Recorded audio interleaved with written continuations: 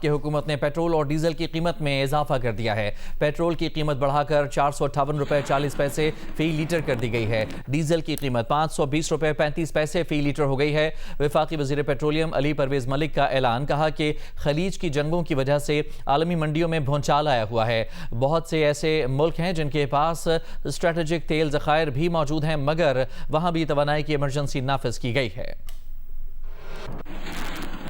آج جو فیصلہ کیا گیا وہ یہ ہے کہ بین الاقوامی منڈیوں کے مطابق پیٹرول کی قیمت کے اندر بڑھاوا کر کے نئی قیمت جو ہے وہ 458 روپیز 40 پیسز کل سے لاگو کر دی جائے گی، اور اس کے ساتھ ساتھ کوشش یہ کی گئی کہ ڈیزل جو ہمارے کاشتکار کے لیے، پبلک ٹرانسپورٹ کے لیے بہت ہی کلیدی کردار اور جز رکھتا ہے، اس کے اندر کم سے کم بڑھاوا آگے پاس کیا جائے اور اس کی نئی قیمت کو 520 روپے 35 پیسے کے اوپر رکھا جائے۔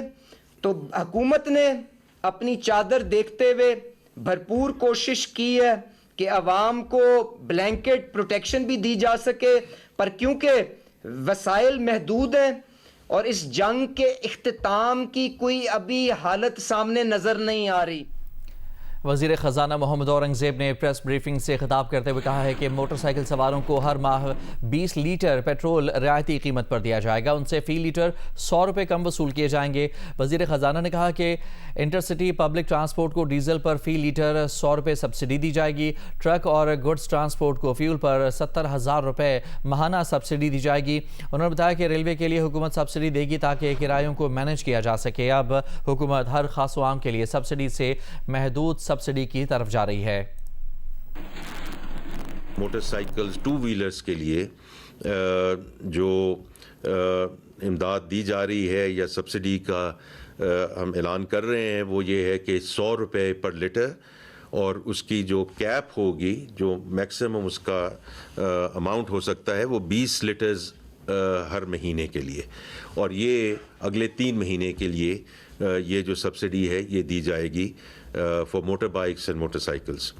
دوسرا یہ ہے کہ جیسے انہوں نے ذکر کیا کہ زراعت 24% ہے ہماری جی ڈی پی کا، اور اب آگے کٹائی بھی آ رہی ہے، ہارویسٹنگ کا ہے جو اب آلریڈی شروع ہو چکی ہے، تو چھوٹے زمینداروں کے لیے 1500 روپے پر ایکڑ یہ ون ٹائم سبسڈی دی جائے گی، تاکہ ہارویسٹنگ کے وقت، کیونکہ ڈیزل کا استعمال ہوتا ہے اس میں زیادہ، تو اس میں ان کی پوری امداد کی جائے۔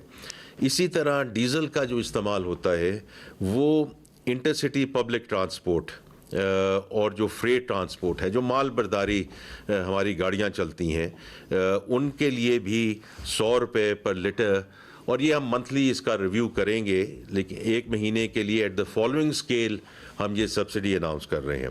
پہلے تو جو ٹرکس ہیں ان کے لیے، کیونکہ یہ ساری جو ٹرانسپورٹیشن ہوتی ہے، گڈس کی ہوتی ہے، ہر قسم کی جو فوڈ آئٹمس کی ہوتی ہے، وہ ٹرکس کے تھرو ہوتی ہے، اور تقریباً 80-85% جو اس وقت ٹرانسپورٹیشن ہے وہ ٹرکنگ کے تھرو ہو رہی ہے، تو اس کے لیے 70,000 روپیہ پر منتھ اس کا اعلان کیا جا رہا ہے۔ وزیر اعظم شہباز شریف نے وفاق اور صوبوں کو ان تمام ترقیاتی منصوبوں کو روکنے کی ہدایت کر دی ہے جنہیں روکا جا سکتا ہے۔ انہوں نے کہا کہ ایران جنگ سے معاشی مشکلات کا سامنا ہے، عام آدمی کو ان مشکلات سے تحفظ دینا ہے، اشرافیہ کو قربانی دینی ہوگی۔ معاشی استحکام سیاسی استحکام سے ہی ممکن ہے۔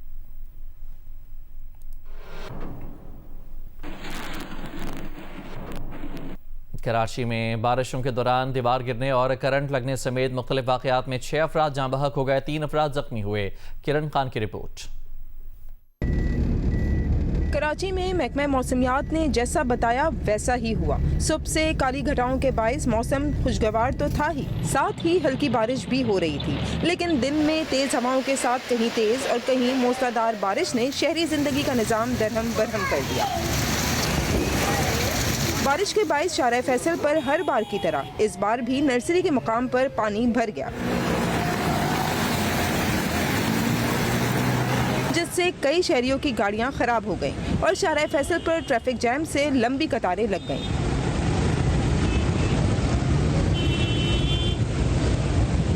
कुछ ऐसा ही हाल शहर की दीगर बड़ी शाहराहों और इलाकों का था। यूनिवर्सिटी रोड, डिफेंस, क्लिफ्टन, सदर, Kimadi, airport, Surjani town, Orangi town, north Karachi, north Najmabad, KDA चौरंगी, 5 स्टार चौरंगी और नागर चौरंगी की सड़कों पर भी बारिश का पानी जमा होने से मुतअद्दिद गाड़ियां खराब हो गईं और शहरी सड़कों पर फंसे रहे। गाड़ियाँ लेटी पड़ी हुई, इधर गिरी पड़ी हुई, कोई नहीं आ रहा। सब लोग परेशान हैं, अपने घरों पे जाने के लिए मुश्किल हो रही है।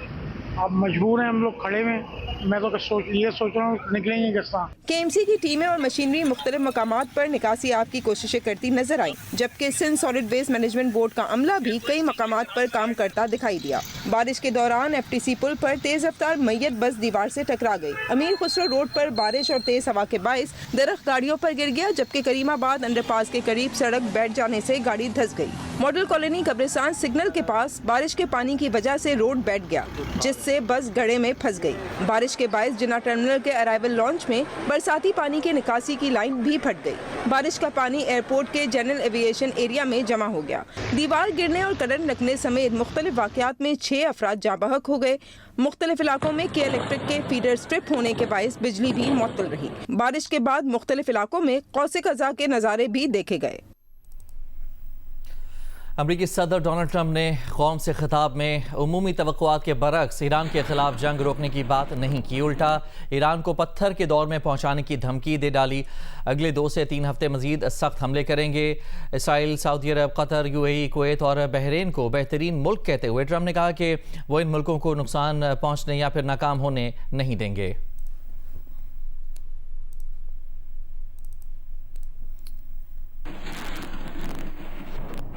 अमरीकी सदर डोनाल्ड ट्रंप ने ईरान जंग पर कौम से खिताब किया, मगर 20 मिनट की तकरीर में उन्होंने वही तमाम बातें दोहराई जो वो गुज़िश्ता कई हफ्तों से पोस्ट करते आ रहे हैं। तफसीलात बता रही हैं मुनज़्ज़ा सिद्दीकी। सदर ट्रंप के खिताब की सबसे नुमाया बात ईरान जंग से मुतालिक वाज़े पॉलिसी की कमी थी। उन्होंने रिवायती मौक़िफ़ दोहराया कि जंग ज़रूरी है, जंग जीत ली गई है, जारी रहेगी और जल्द ख़त्म हो जाएगी, मगर ये नहीं बताया कि इख्तिताम कैसे होगा या ईरान से किस नौयत की डील मुतवक्के है। उनके खिताब का पहला नुक्ता यही इबहाम था। एक तरफ कामयाबी का दावा, दूसरी तरफ ईरान को पत्थर के ज़माने में भेजने की धमकी, जो रिजीम चेंज के उनके अपने ही बयानिए की नफ़ी है। दूसरा खिताब ज्यादातर अमरीकी आवाम को कायल करने की कोशिश था, जो महंगाई और तवील जंगों से पहले ही नाला है। उन्होंने ईरान को खतरा करार देते हुए माजी के ऐसे वाकयात का हवाला दिया जिनका बराह रास्त ईरान से ताल्लुक नहीं है, जैसे कि USS कोल या 7 अक्टूबर के हमले। तीसरा ये कि सदर ट्रंप का मुसलसल दावा है कि ईरान से मुज़ाकरात जारी हैं, हत्ता कि जंग बंदी की दरख्वास्त का भी जिक्र किया गया, लेकिन इस अहम खिताब में मुज़ाकरात की कोई बात नहीं थी। चौथा ये कि ट्रंप ने बार बार कहा कि अमेरिका जंग जीत चुका है और ईरान की जवाबी सलाहियत खत्म हो चुकी है, लेकिन खिताब खत्म होते ही ईरान ने इसराइल पर एक और मिसाइल हमला कर दिया। पांचवी बात यह कि सदर ट्रंप ने कहा कि आबनाए हुर्मुज़ अमेरिका का मसला नहीं है। खलीज के तेल पर इन्हिसार करने वाले ममालिक आबनाए हुर्मुज़ का मसला खुद हल करें, लेकिन माहिरीन के मुताबिक तेल की कीमतें आलमी सतह पर तय होती हैं और किसी भी रुकावट का असर बराह रास्त अमरीकी मईशत पर भी पड़ता है। छठा, ट्रंप ने ईरान के अफजूदा यूरेनियम के खिलाफ छापामार कार्रवाई से बज़ाहिर दस्तबरदारी जाहिर की, जिसे माहिरीन ट्रंप की जानिब से ईरान को धोखा देने की कोशिश करार दे रहे हैं, वरना ये सवाल बाकी रहता है कि जंग ने फिर क्या हासिल किया। सातवीं बात यह कि ट्रंप ने ईरान की शहरी तंसीबात को निशाना बनाने की धमकी दी, जो बैनुल अक़वामी क़वानीन में हर तरह से मना है। ईरान ने भी खबरदार किया है कि अगर ऐसा हुआ तो वो पूरे खित्ते के तवानाई के निज़ाम को निशाना बना सकता है। और आखिर में ये कि अगरचे ट्रंप के मुताबिक जंग चंद हफ्तों में ख़त्म हो जाएगी, लेकिन 1 माह बाद भी ना कोई वाज़े अंजाम सामने है और ना ही कोई हिकमत अमली। पंजाब की सीनियर वजीर मरियम औरंगजेब ने कहा है कि वजीर आज़म शहबाज शरीफ ने आलमी मंडी में तेल की कीमतों में मुसलसल इजाफे के बावजूद 1 माह तक इसका बोझ आवाम पर मुंतकिल नहीं होने दिया। ये ज़िम्मेदार क़यादत, मौसर हिकमत अमली और बेहतरीन फिस्कल मैनेजमेंट की वाज़ेह मिसाल है। एक बयान में मरियम औरंगजेब ने कहा कि हुकूमत ने किफ़ायत जारी के इक़दामात से गैर ज़रूरी अखराजात में कमी की है और हर मुमकिन तरीके से आवाम को रिलीफ फराहम करने की कोशिश की है। आज भी जब कीमतों में इजाफा नागुज़ीर था तो इसे आम عوام پر مکمل بوجھ ڈالنے کے بجائے ٹارگیٹڈ سبسڈی کے ذریعے متوازن کیا گیا ہے۔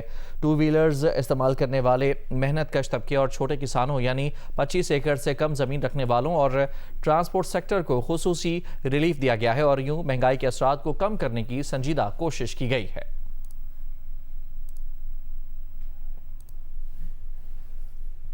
آل پاکستان انجمن تاجران سندھ کے صدر جاوید قریشی نے پیٹرولیم مصنوعات کی قیمتوں میں اضافے کو یکسر مسترد کر دیا ہے۔ کہا ہے کہ حکومت نے رات کی تاریکی میں عوام پر پیٹرول بم گرایا ہے۔ جاوید قریشی نے کہا کہ پیٹرولیم مصنوعات کی قیمتوں میں بے تحاشا اضافہ مہنگائی کا سیلاب لے کر آئے گا اور عام آدمی اس سے بے حد متاثر ہوگا، بالخصوص تاجر برادری، صنعت کار اور زراعت سے وابستہ لوگ اس سے بہت زیادہ متاثر ہوں گے۔ ہم حکومت سے مطالبہ کرتے ہیں کہ پیٹرول کی قیمتوں میں اضافہ فوری طور پر واپس لیں اور عوام کو ریلیف دیں۔ اس اضافے کے بعد مہنگائی کا سیلاب آئے گا، عام آدمی سے 2 وقت کی روٹی بھی چھن جائے گی۔ حکومت ایسے اقدامات سے گریز کرے جو عوام کے لیے باعث تکلیف ہوں۔ حکومت نے رات کی تاریخی پہ عوام پر پیٹرول بم گرا دیا اور پیٹرول کی قیمتوں میں بے تحاشا اضافے سے مہنگائی کا سیلاب آ جائے گا اور عام آدمی اس سے بے حد متاثر ہوگا، بالخصوص تاجر برادری، صنعت کار اور زراعت سے وابستہ لوگ اس سے بہت زیادہ متاثر ہوں گے۔ ہم حکومت سے مطالبہ کرتے ہیں کہ فی الفور یہ قیمتیں واپس لے اور عوام کو ریلیف دے، اور جو اس وقت مہنگائی کا جو سیلاب آئے گا تو عام آدمی سے 2 وقت کی روٹی بھی چھین لی جائے گی۔ آگے بڑھتے ہیں اور آپ کو یہ خبر دیں کہ آبنہ ہرمز دوبارہ کھولنے کے ممکنہ طریقوں پر غور کے لیے برطانیہ کی میزبانی میں 40 ممالک کے وزرائے خارجہ اور نمائندوں کا ورچوئل اجلاس ہوا۔ برطانوی وزیر خارجہ یویٹ کوپر نے کہا کہ ایران نے عالمی معیشت کو یرغمال بنانے کے لیے بین الاقوامی جہاز رانی کا راستہ ہائی جیک کر رکھا ہے، جس سے دنیا بھر کی معیشت متاثر ہے۔ آج میٹنگ میں آبنہ ہرمز کھولنے کے لیے سفارتی، اقتصادی ٹولز اور دباؤ پر غور کیا جا رہا ہے۔ اجلاس میں فرانس، جرمنی، اٹلی، کینیڈا اور متحدہ عرب امارات سمیت 40 سے زائد ممالک شریک ہیں۔ امریکہ اجلاس میں شریک نہیں ہے۔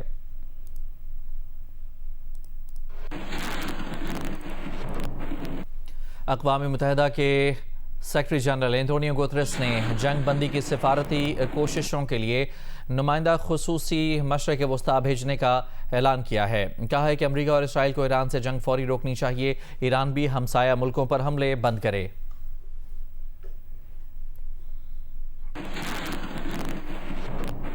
فرانس کے صدر میکرون کا کہنا ہے کہ آبنہ ہرمز کو آزاد کرانے کے لیے فوجی کارروائی غیر حقیقت پسندانہ ہے۔ میکرون نے ایران جنگ اور نیٹو سے متعلق صدر ٹرمپ کے بدلتے بیانات پر بھی افسوس کا اظہار کیا۔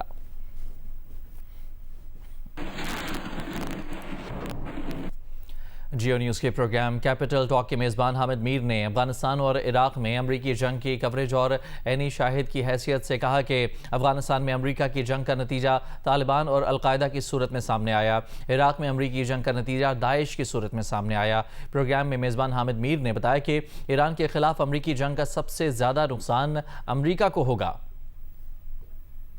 آپ کو یہ جان کے بھی کافی افسوس ہوگا، یہ ایک حقیقت ہے کہ افغانستان کی میں جو امریکہ کی پالیسیاں تھیں اس کے نتیجے میں القاعدہ نے جنم لیا، طالبان نے جنم لیا، اور عراق میں جو امریکہ کی پالیسیاں ہیں اس کے نتیجے میں داعش نے جنم لیا، یعنی کہ اسلامک اسٹیٹ، جو کہ افغانستان میں Islamic state of Khorasan province ISKP کے طور پہ کام کر رہی ہے۔ اور اب یہ جو ISKP ہے یہ پاکستان کے لیے بھی ایک خطرہ بن چکی ہے، یہ پاکستان میں بھی دہشت گردی کی کارروائیاں کرتی ہے۔ تو آپ یہ دیکھیے کہ یہ ہمارے خطے میں جو امریکہ نے جنگیں شروع کیں تو ان جنگوں کے نتیجے میں دہشت گردی ختم نہیں ہوئی، دہشت گردی وہیں کی وہیں کھڑی ہے۔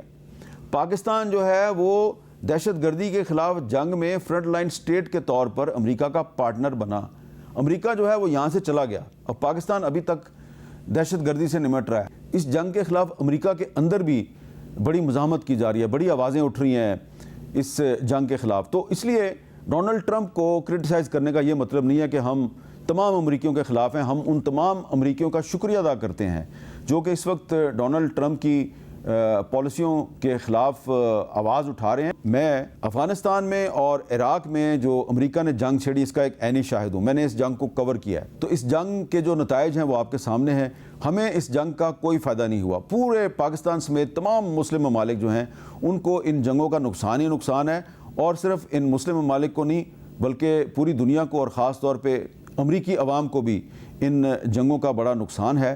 تو اس جنگ کے خاتمے کے لیے پاکستان کی طرف سے جو کوششیں کی جا رہی ہیں وہ قابل تحسین ہیں, کوششیں جاری رہنی چاہیے. گورنر سندھ نہال ہاشمی سے عمان کے قونصل جنرل اور ڈین آف قونصل جنرلز انجینئر سمی عبداللہ سالم نے گورنر ہاؤس میں ملاقات کی ہے. ملاقات میں پاکستان اور عمان کے درمیان فیری سروس کے آغاز پر تفصیلی اور مثبت پیش رفت پر گفتگو کی گئی. تجارت, تعلیم, برآمدات اور ایکسچینج پروگرامز کے فروغ کے لیے تعاون بڑھانے پر اتفاق کیا گیا. ایکسچینج پروگرامز اور تجارت کے فروغ کے لیے گورنر ہاؤس میں اسپیشل سیل کے قیام کا اصولی فیصلہ بھی کیا گیا. پاکستان اور عمان کے درمیان تجارتی روابط اور ایکسچینج پروگرامز کو مؤثر انداز میں مزید وسعت دینے پر اتفاق. گورنر سندھ نے کہا کہ مشترکہ اقدامات سے سرمایہ کاری, برآمدات اور تجارتی مواقع میں نمایاں اضافہ ہوگا.